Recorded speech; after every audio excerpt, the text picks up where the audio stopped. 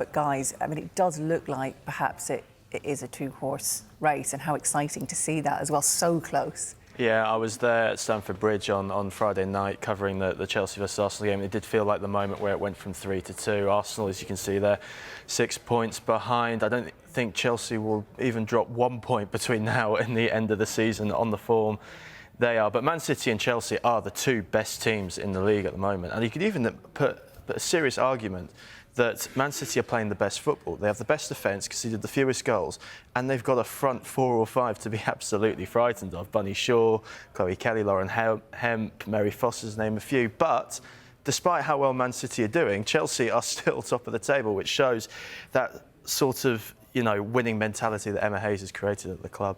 And that's exactly what she'll want to do, go out on an absolute high, won't she? And she'll be absolutely loving the fact that this is so close, because that's what she thrives on, isn't it? Yeah. I mean, I think we've both spoken to her before. We were talking off air. She's such a fascinating person to listen to, and she's very open when she talks. And last time I spoke to her, she kind of said, this is when we kind of come alive, this stage of the season. And you just have to look at their record. They won the last 4 WSL titles, the last 3 FA Cups. This is when they're in their element. Against Arsenal last Friday, they had a whole team's worth of players out. I mean, Millie Bright, Sam Kerr, so many others, like really key players. And she adapts the formation, adapts the team, players move around, and they work out how to beat their opponents. She's so good at that. And as you say, particularly with her leaving at the end of the season, she'll just be relishing this final few weeks of the campaign. They have so much experience, Manchester City at the moment with all the talent. Let's have a look at, I guess, the stats then. How do they compare, these two? What the stats don't take account of is the experience, and Chelsea have been here before. They know how to win it, don't they, on a final day. So let's just have a look. Joe was talking about the sort of form that their forwards are in. Actually, in terms of goals, and that's why they sit top of the WSL at the moment. They are ranked first, Chelsea, with 48 over Manchester City's 42. XG from open play, Chelsea nudge City again. But as you mentioned, it's the defence, isn't it, that Manchester City just come out on top. And I guess for Chelsea, you have to think that they've been missing Millie Bright, as you mentioned, for a lot of the season. Not sure too much what we can read into that, but it is countdown on, isn't it? Just the sort of 6 games or so left to play. Looking at those 6 games then, who plays who? What's the running like? Yeah, what we haven't... These are just the WSL games. Sorry, 5 games, 6 games. My maths is 5. Maths is absolutely shocking, sorry. These are the WSL games. And what you've got to also remember is Chelsea still in Europe. They've got that second leg against Ajax, and they look great value to go through, don't they? And the FA Cup, and they've got the Conti Cup on Easter weekend. So there's a few more to fit in, and maybe with a smaller squad, it might just catch up on them. But I think when you look at who they're left to play, we talked about the West Ham game. Villa have found some form.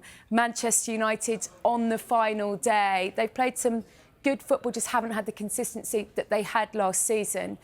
Manchester City, it's Derby Day on Saturday, and just take a look at who they are playing on the final game of the season. And if it goes down to it, it is Arsenal. So, I mean, you sort of hope it will go that far, don't you? We love a bit of drama on the final day, but it's very hard, isn't it, to look past Chelsea.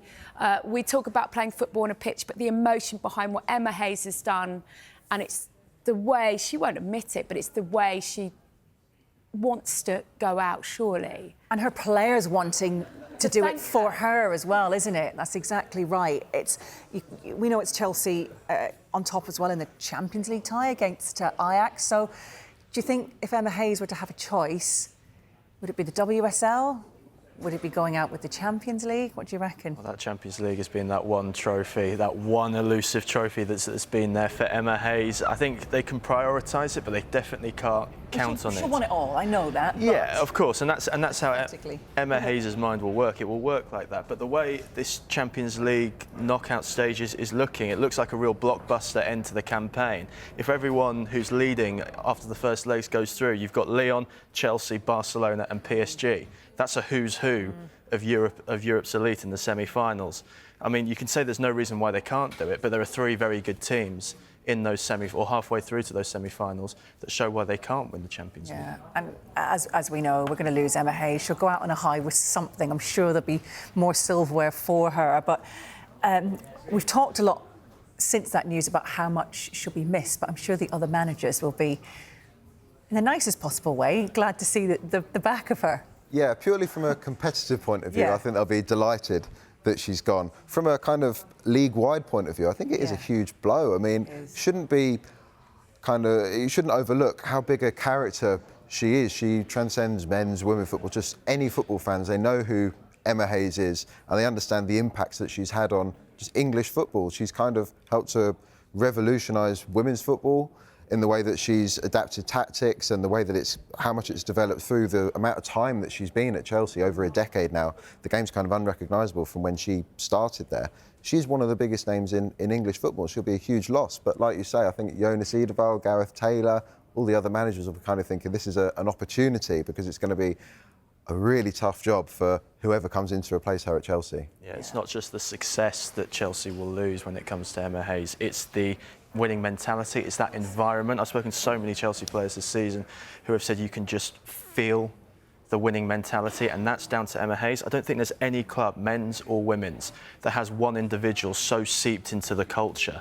So Chelsea having to restart, go through a redevelopment programme, while the likes of Arsenal and Man City can continue their growth and continue their sort of structure. I think next season is going to be absolutely fascinating in the WSL. Yeah.